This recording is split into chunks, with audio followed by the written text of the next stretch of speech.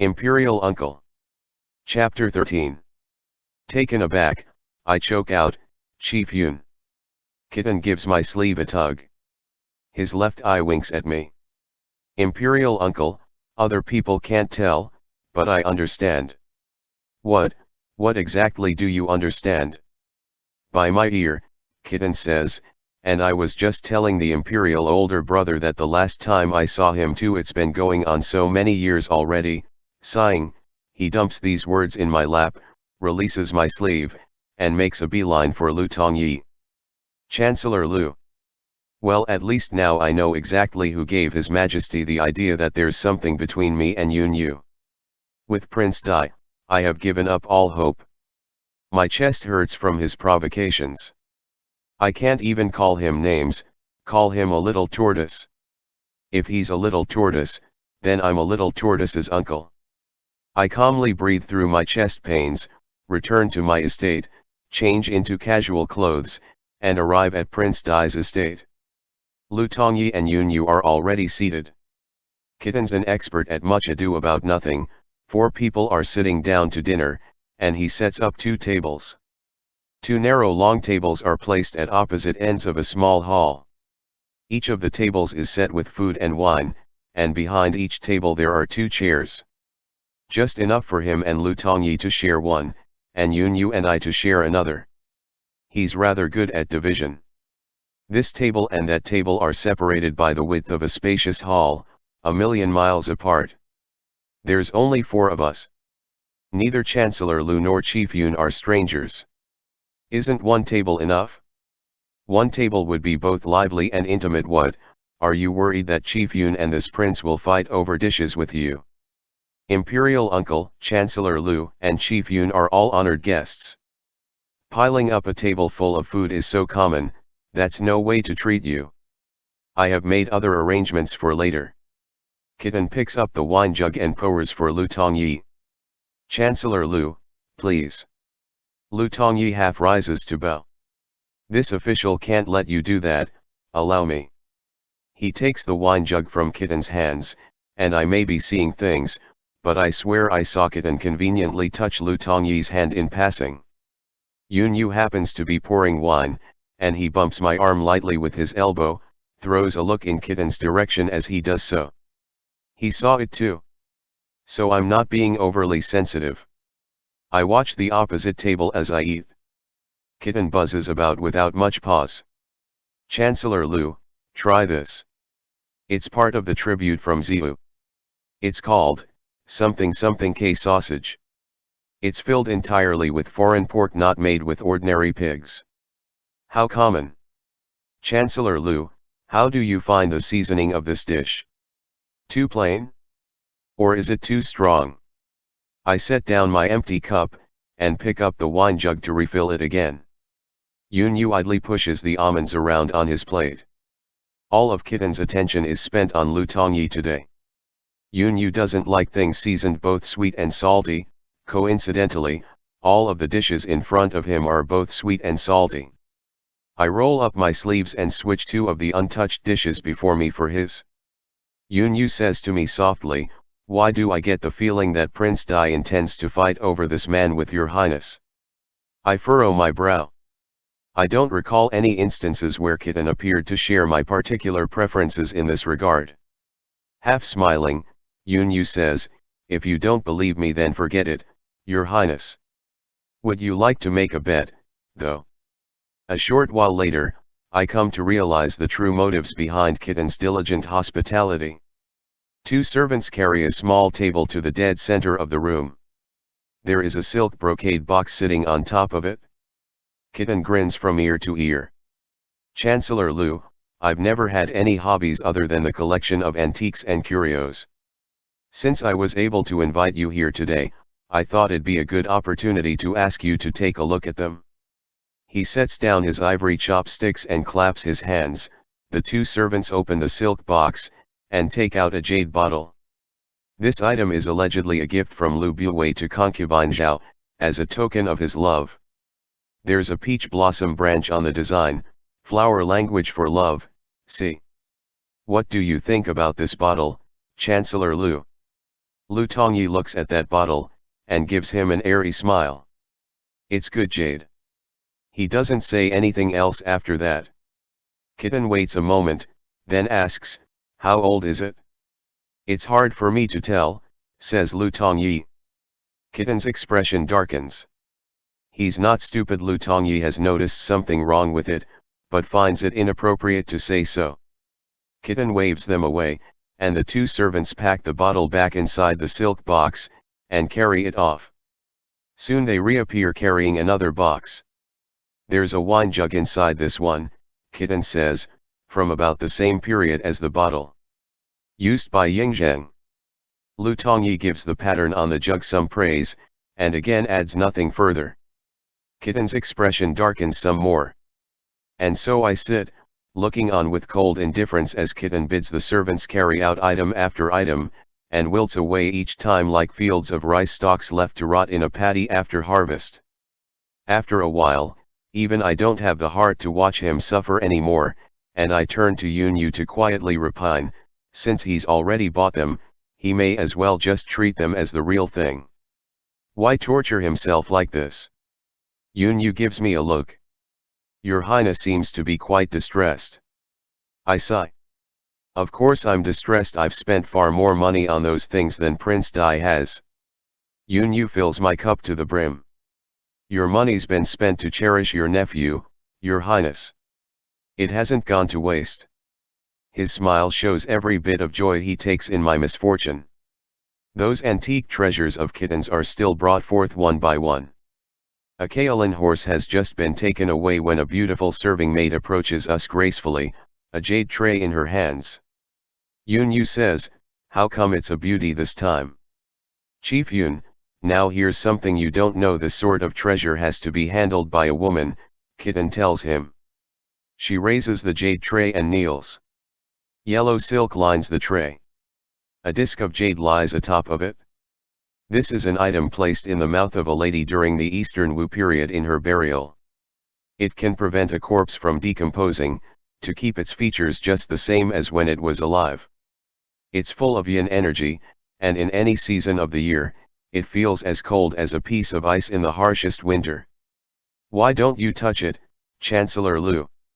I can't refrain from saying, we're at the dining table, and you're asking Chancellor Lu to touch something that used to be kept in a dead woman's mouth. Do you not want him to eat? Kitten pauses, like that only just occurred to him, and apologizes profusely. Naturally, Lu Tongyi tells him no harm done, and he even reaches out to touch that piece of jade. This item is indeed a rare treasure. This official have only ever read about it in books before, and never imagined that this official could see the real thing in Your Highness's home today. This is truly a privilege. Startled, Kitten stares fixedly at Lu Tongyi. Chancellor Lu, are you serious? Lu Tongyi smiles. Your Highness's prized collection is, as one would expect, extraordinary. A radiant smile spreads across Kitten's face, much like the blooming of a soaked malva nut. Lu Tongyi leaves for the bathroom. Kitten stares unblinkingly after him, cup in hand, and knocks back the wine in one gulp. Imperial Uncle, this prince was struck with a notion just now. Watching his eyes shine with a peculiar glow, I intuit that he's about to spout some peculiar words. Predictably, Kitten swivels the wine cup between his palms, and keeps staring at nothing. Just now, when Chancellor Lu smiled at me like that, I suddenly thought, if he was a woman, I'd definitely marry him. He turns his brightly fervent gaze to me. Imperial Uncle, do you think I'm becoming, just like you? For some strange reason, the first image that comes to me is Kitten's young consort, only 17 this year and, from what I hear, already 8 months pregnant. You should consider this carefully, I tell him. Kitten clutches his wine cup tightly. One cannot consider. Imperial Uncle, this prince never lied to you, and Chief Yun is no stranger. What choice does one have when it comes to something like this? His cup is already empty, yet he brings it to his mouth.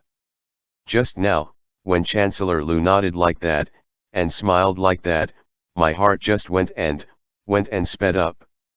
Yunyu supplies, Prince Dai, your highness's symptoms do share some similarities with price-wise. I stare at kitten. Your heart sped up, did it? Come, I have something to show you. And reaching into my lapel I retrieve an item and hold it aloft. This piece of jade was taken from a foreign khan when my father went on a campaign. He presented it to Emperor Tongguang, then Emperor Tongguang bestowed it upon him in return. It has been handed down through generations of the foreign tribes since the Han dynasty. It's undeniably authentic. Kitten is goggling again, his gaze firmly glued to the jade in my hand. Imperial Uncle. I flourish the jade ornament. Is your heart beating faster? His eyes brimming over with heated enthusiasm, Kitten nods. Yes. Do you perchance feel the same as you did when you were looking at Chancellor Lu earlier? I ask. Kitten's cheeks go crimson, and he nods again. I hide the jade back inside my garment, and tell him solemnly, don't worry. Your sleeve is intact. End chapter. Imperial Uncle. Chapter 14. Kitten's eyes fixate on the spot where I hid the jade, his gaze as sharp as hooks. I pretend not to see it. Picking up the wine jug, I pour myself a drink, and begin lecturing him earnestly, you're not so little anymore. Some things, you must consider more before voicing aloud. If an outsider had heard what you said earlier, I would end up taking the blame, too.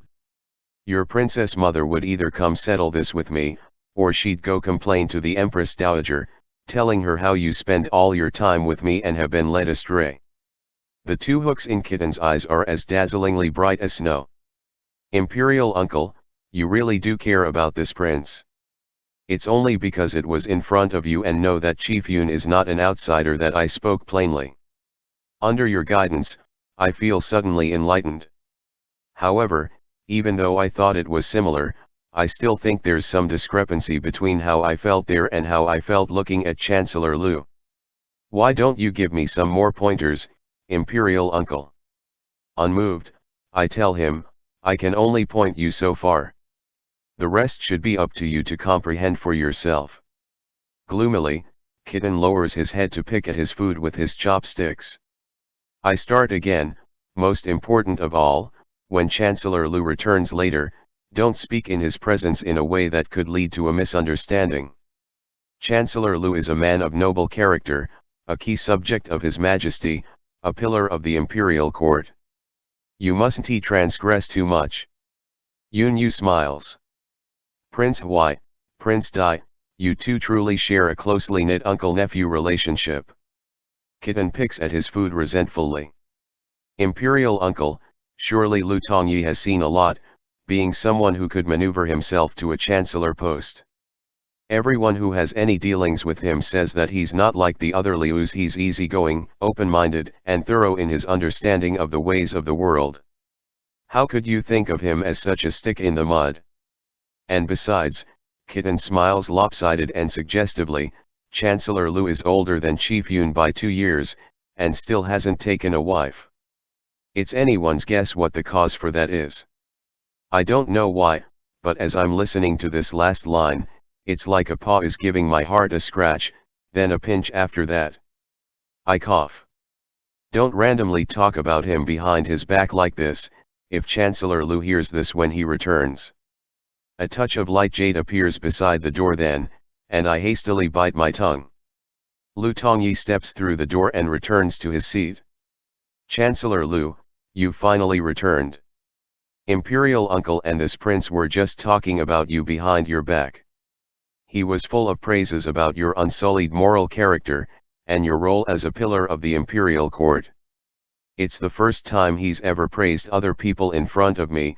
In light of that alone, this prince dare say you must help him figure out whether the treasure he's carrying on him today is genuine or not. Kitten's pilfering heart hasn't died, and apparently would stoop to anything now.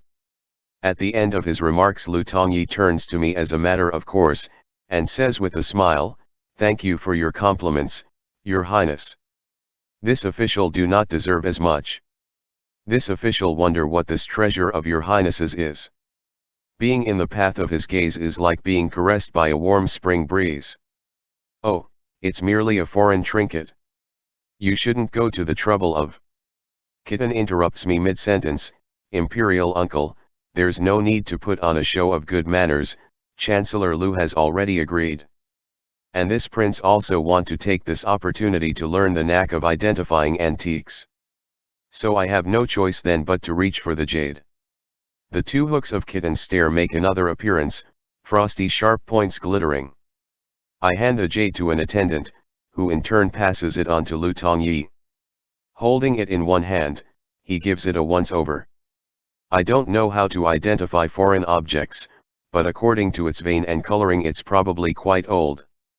Moreover, I've seen the pattern carved on this jade before. In a book it's an extremely rare pattern since the Sui dynasty. It's likely from the Han dynasty. I can't make out much more than that. I exclaim with sincere admiration, Chancellor Lu is indeed a connoisseur of antiques. Kitten also seems quite impressed. This prince have benefited greatly from your knowledge. As for these patterns you speak of, he leans forward, takes the jade out of Lu Tongyi's hand, and brings it before his nose. Is this it? Let me examine it at length. Once he begins this examination, this jade of mine is as good as a meatbun tossed into the streets, it's never coming back. I stare at Kitten and that jade, my heart aching with a dull pain. Lu Tongyi glances over at Kitten's palm with a minute frown. But this notch here seems cut with a blade, it doesn't look old. He takes the jade out of Kitten's hands again, scrutinizing it. The notch was left behind in a fight between my late father and the enemy chief. That would have happened 20-odd years ago. Lu Tongyi beams. So that's it? He hands the jade to an attendant next to him. I can almost hear the chaos of the battlefield. Under the full force of Kitten's yearning gaze I collect the jade from the attendant, putting it away again. For it to meet you today is akin to a Qin player meeting someone who understands his song. I raise my cup to toast Lu Tongyi in a show of gratitude. He returns the gesture, favoring me with a faint smile. Yunyu raises his cup also. Prince Huai can't stop praising Chancellor Lu. It's making this official feel so ashamed that this official can barely sit still. Hanging his head and despondent once more, Kitten is stuffing food into this mouth, but at this he interrupts half incomprehensibly while chewing. The one who should be ashamed is this prince. Normally Imperial Uncle talks about Chief Yun all the time. Earlier when I said Imperial Uncles never praised other people, that's because Chief Yun can't really be considered just other people to Imperial Uncle. Yunyu leans back in his chair, a smile spreading across his face. Kitten stares at me bright-eyed, very much fawning. Imperial Uncle, will you let this prince look at the jade again later? For an instant, I feel an ineffable despair towards this Prince Dai nephew of mine. Sternly, I tell him, Kitten, what you just said could easily be misconstrued. Good thing Chancellor Lu is the only one here today, no one else. Otherwise, if someone mistakenly thinks that Chief Yun is the same kind of person as this prince is, wouldn't it be a great sin?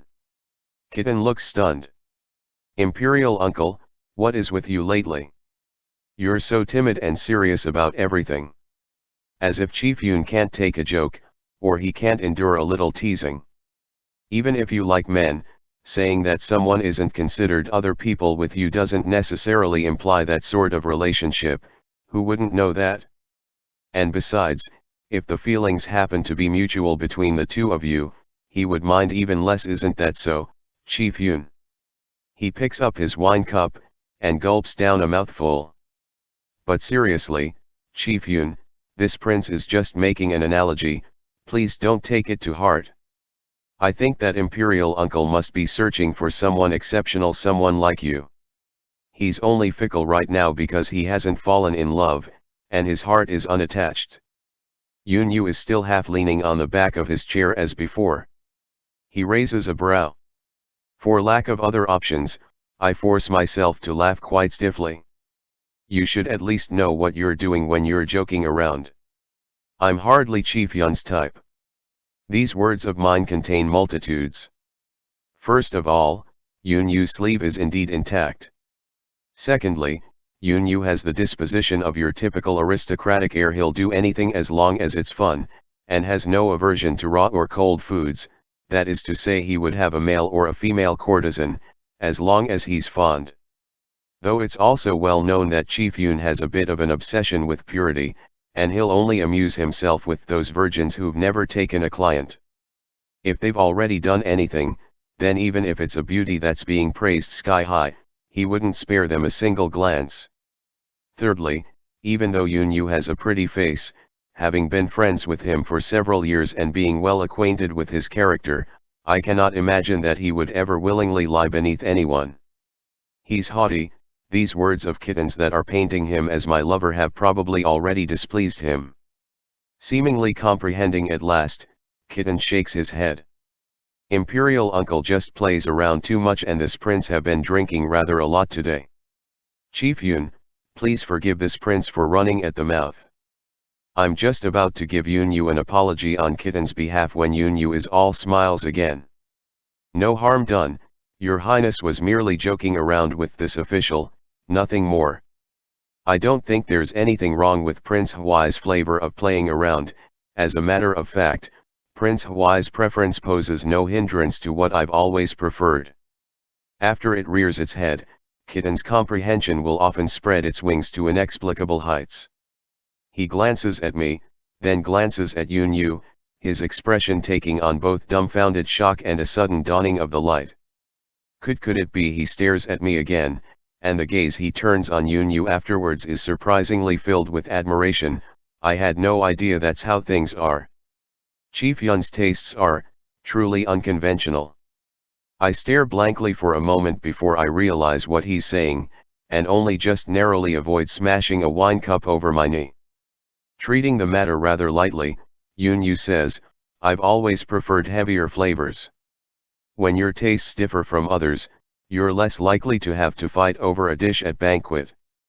I look on helplessly as a glimmer of a smile appears at Lu Tongyi's lips.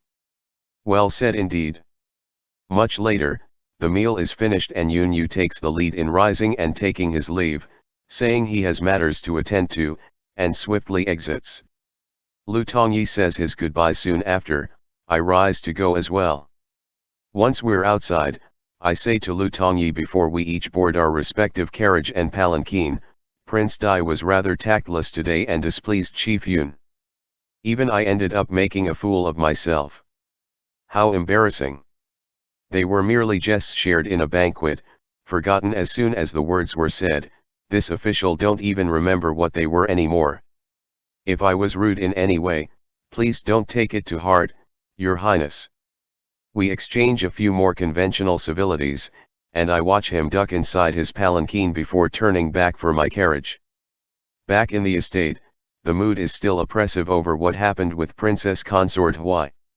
I call a servant to bring me a jug of wine, and begin drinking alone in the garden of the sleeping quarters.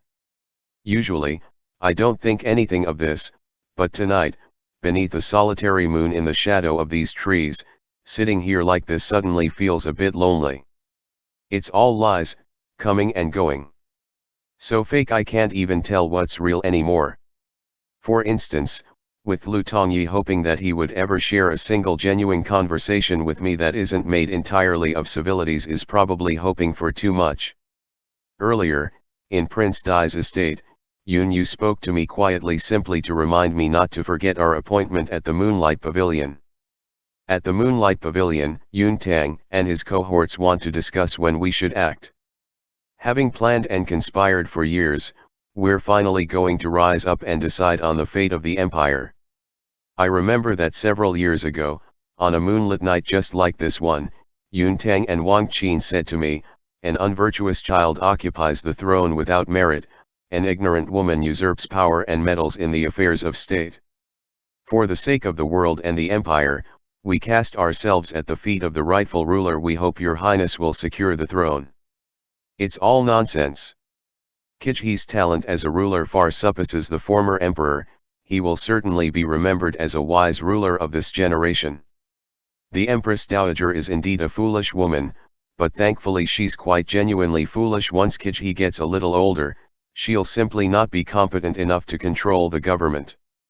It's only because I'm a mediocre and talentless cut-sleeve, yet legend has it that the Prince Huai estate harbors a secret influence strong enough to topple the state, that Yun Tang and Wang Qin would join forces to seek me out for the time being. Once the throne's been seized, they'll first get rid of me, a mere ladder to climb this wall with, then fight each other. In the end, the ultimate winner will take the empire. It's a fact that even an idiot could make out, so simple one could discern it at a mere glance. And so I accepted. I have conspired with Yun Tang and Wang Qin up until now. My mother once told me, your dad's contributions to the state were too great, because of him, you and your descendants will all be viewed with suspicion. This is what imperial politics is all about. Only by withdrawing from it as early as you can and retiring to the country can you be guaranteed a good ending. She has always been so unequivocally clear on what must be done, and yet I never did as she asked. Maybe when it comes down to it, the same passionate blood that ran in my dad's veins also runs in me. I'm just a bit indignant, plagued with discontent. When I was a child, my dad would return from his military campaigns, and whenever he spoke of the battlefield, his features would take on this radiant glow. In his heart there was only the country, only devotion, only this world that belongs to the Jing clan. But in the end he was left with naught but suspicion and jealousy, naught but this cancerous reputation that I, his child, have to bear. All I want is, to do something that could shake the heavens after this mediocre life I've led thus far. I want those who are so-called morally pure. I want everyone in the world to know that the Prince Huai estate isn't a cancer nest. The words Prince Huai need to be entered into the register of devoted officials and not into the book of traitors. My dad fought his whole life through, and all he wanted was a stable empire for the Jing clan. All he wanted was peace for all the commoners of the world. At the very least, I can be like him. For once, I can guard this empire he's spent his entire life protecting. Not for anything else, merely so that I can call him father. Perhaps it also means he won't have called me Imperial Uncle for all these years in vain, whether he's sincere in calling me such, or if it's perfunctory since it's required of him. But as for what will happen to me after this, what may come of this whole thing, that is something I may not be able to predict. Perhaps the best ending I can ever have is merely having Lu Tongyi call me Your Highness and for He to call me Uncle without artifice. A thought strikes me as I drink cold wine with the moon. I'm actually dumber than my dad in choosing to take this path. What in the blazes do the country and state have to do with me anyway? Whether or not I involve myself, the result would be the same. If I don't go undercover in Yun Tang and Wang Qin's schemes, their revolt may still fail. At worst, it may mean the forces lying in wait through the empire won't be removed quite as neatly, so there may be minor insurgencies every once in a while. But as long as we rid ourselves of its leader, it would be difficult for a revolt to gain any traction. So then why should I play this spy? Even if I don't, I'll still be this middling, ordinary Prince Huai. The morally pure will still see me as a cancer, and my cousin nephew Emperor and his mother will still suspect me for the rest of my life. And so perhaps the entire pile of justifications I've come up with that could bring the heavens to tears are all just pretext. Perhaps my objective is nothing more than to win myself a good reputation by this gamble. Whether a good reputation is something one can gamble for is yet to be seen. This is what letting your mind wander is like. The longer I wander, the deeper I go, and the longer I wander, the more winding the paths become. In the end I get myself terribly drunk. In bewilderment and confusion I realize that my eyes are closed, and in bewilderment and confusion I open my eyes again to find myself sleeping on the bed, the sky already bright. Steward Cao is standing at the head of my bed. You're finally awake, Your Highness. You got drunk last night, and I found you in the garden, asleep. So I helped you back to your bedroom with some other servants.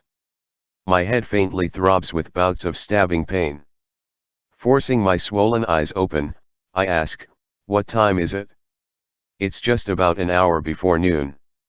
And as I throw the covers off, Steward So informs me, Chief Yun is here. He's in the front hall. End chapter. Imperial Uncle. Chapter 15. I'm well aware that Yun Yu has come to remind me not to forget our appointment at the Moonlight Pavilion, and he'll probably say a few more things in regards to Lu Tongyi as well. Climbing out of bed, I tell steward So, instruct the kitchens to get some dishes ready as usual. Chief Yun may stay for lunch. Steward So bows. I've already asked the kitchen staff to do so. I arrive in the front hall to find Chief Yun sitting there sipping a cup of tea, looking actually rather relaxed.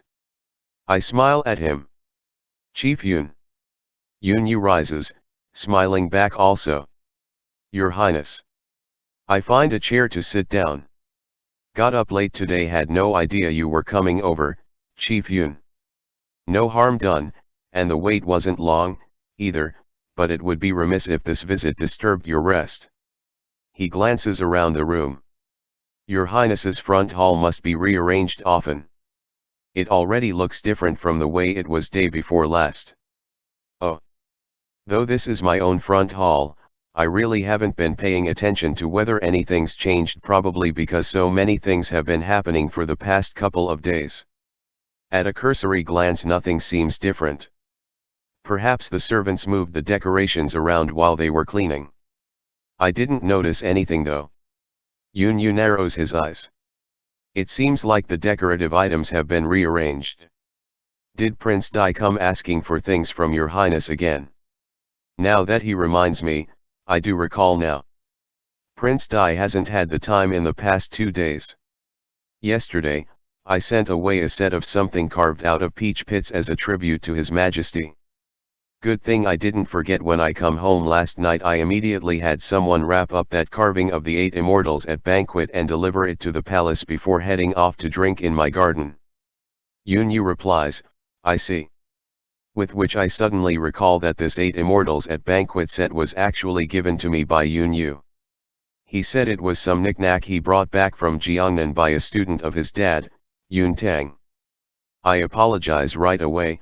Oh no, this prince didn't even consult you before making that item a tribute for His Majesty.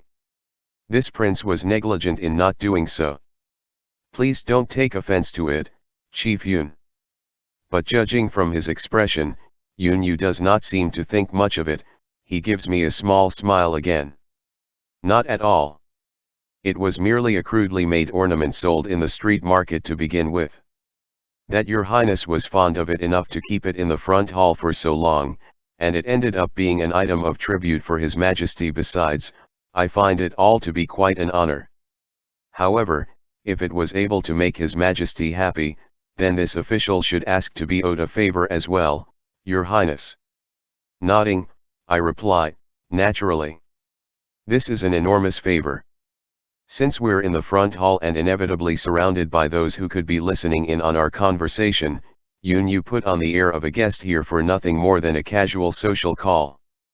Going with the flow of our conversation, he talks about some handmade items one often sees in Jiangnan, then on to the region's scenery and the disposition of the locals. We chat for a long time, until Steward So comes to inform us that lunch is ready. Yun Yu rises. Oh, then this official should not intrude on your Highness's mealtime. This official should get going. Smiling, I say, Chief Yun, why are you being so formal today? You're acting like this prince is always hiding in his house to eat on the sly and never invite you to lunch. Do you need this prince to write you an invitation right now? I gesture for him to follow, and we proceed to the garden dining hall where the meal is set.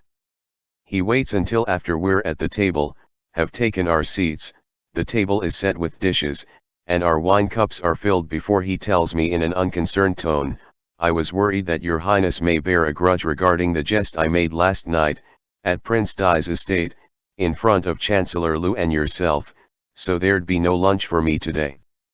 I pick up my chopsticks. I have always been tolerant, never hold grudges. And besides, even if I do bear a grudge, I'd never dare refrain from asking you stay for lunch. Then one must suppose this one misjudged the mind of a nobleman with a petty villain's heart. Lowering his voice, he adds, 2 days from now in Moonlight Pavilion this one will be giving your highness a grand gift. Consider it an apology. Our conversation could not stray far from the Moonlight Pavilion after all. Wonderful. This prince will be waiting. A few cups of wine later, Yunyu picks up the thread of that other conversation once more.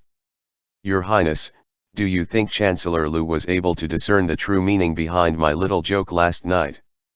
I turn the notion over and over in my head. My guess is that Tongyi understood what Yunyu said yesterday, and that's why he replied the way he did. I'm only too willing to make such a conjecture, yet a part of me lacks the courage to even begin to guess. Tongyi, after all, he isn't just anyone, he's Lu Tongyi. Yunyu takes a small sip of his wine. Lu Tongyi isn't just anyone, he's Chancellor Lu. Certainly he would have realized the true meaning behind my words. He lifts a brow.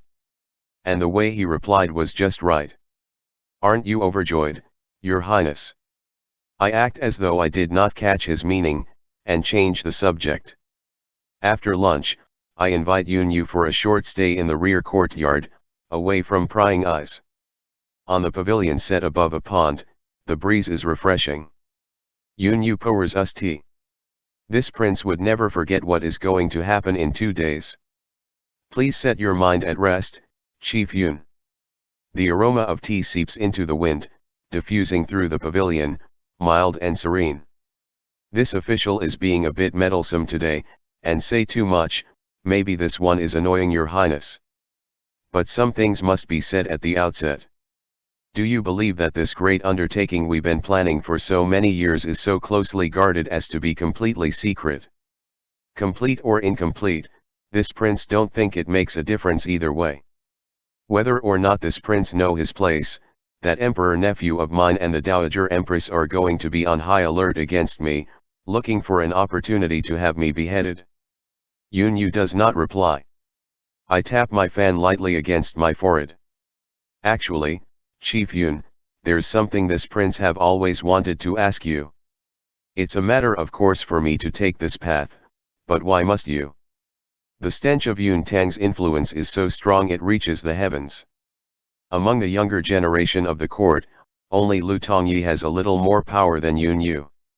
Even if I'm to rise to the throne and become the new emperor, it would do nothing to add to the influence Yunyu and his father already have.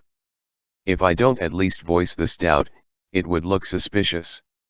Yunyu pauses, before saying to me seriously, because this one believe, that instead of him, your highness is the rightful son of heaven.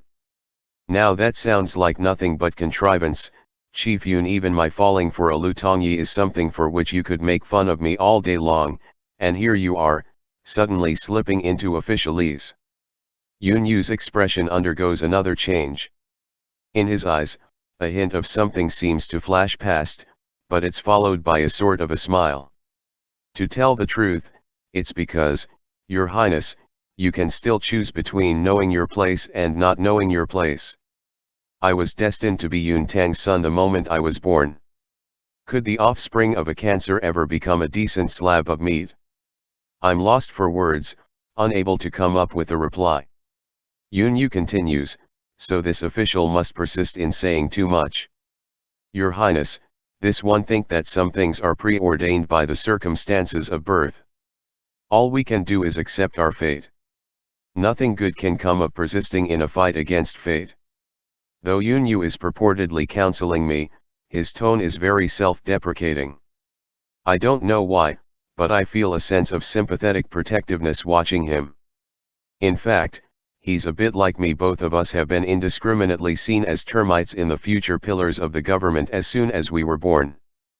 But my dad and I are falsely accused, so I can at least claim injustice, but Yun Tang's reputation befits his deeds. Actually no, his reputation does not begin to describe his deeds. This hat that I go around wearing labeled biggest cancer should by rights be his. The folk adage goes, it is by the burning of 13 sticks of incense to the Buddha and the accumulation of good karma in a past life, that one has the fortune of being born into an affluent family in this life.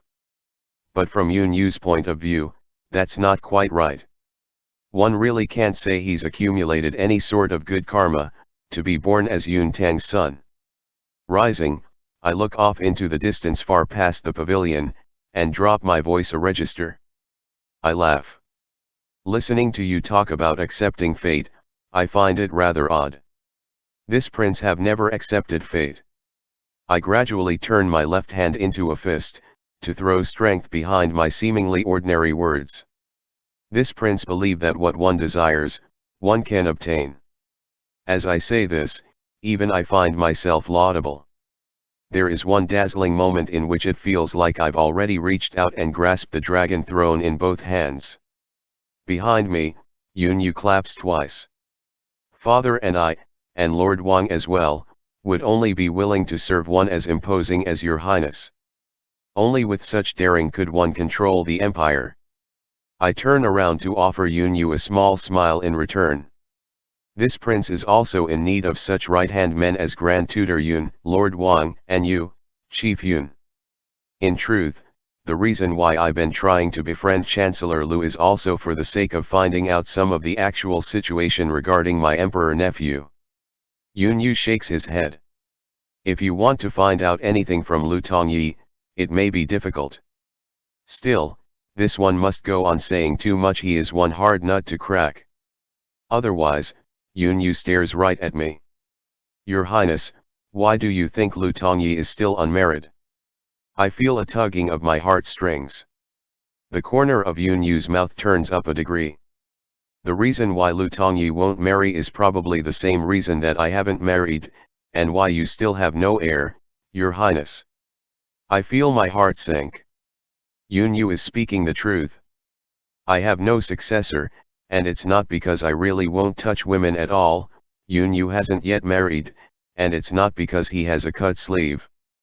But having a wife and children is having burden and cares. If our undertaking ends in failure, they would be nothing but lives thrown away.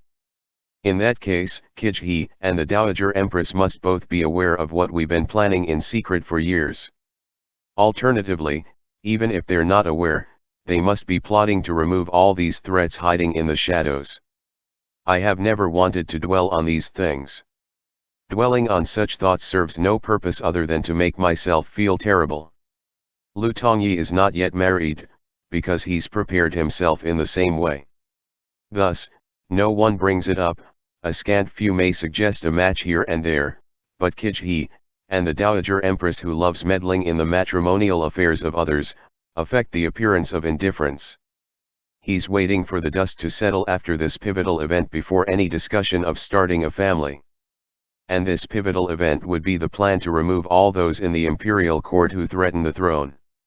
Lu Tongyi is Grand Chancellor, so there's no doubt at all that he's the one in charge of the scheming, the carrying out of this plan. And as for what he's scheming, what he's carrying out, its most probable priority is how to take my life.